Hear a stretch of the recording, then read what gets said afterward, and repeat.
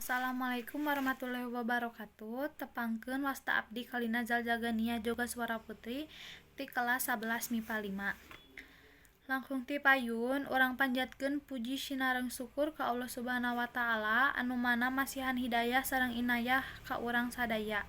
Janten urang sadaya tiasa kempel di acara ieu dina kaayaan sehat walafiat alhamdulillah. Para wargi sakalian anu dipikahormat ku simkuring dina waktos ieu abdi bade narangkeun tentang tema kabersihan nyaeta kumaha pentingna ngajaga diri dina hidup sehat jeung manfaat ngajaga kasehatan nu mana urang sadaya teh kedah atau wajib ngajaga lingkungan sakitar urang sareng awak nyalira yen sadaya tiasa ngajaga kasehatan tina sagala rupi panyakit nu aya.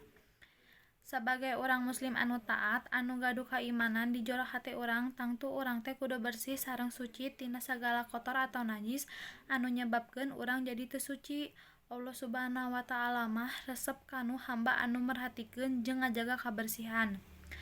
Bersih eta kaasup kana raga urang, diri urang sareng lingkungan di sakitar urang. Tapi kabersihan eta teh rupina macem-macem, aya nu disebut bersih hate, bersih jiwa, bersih raga, sareng bersih rohani. Urang kedah jadi jalma anu kaasup bersih sadaya.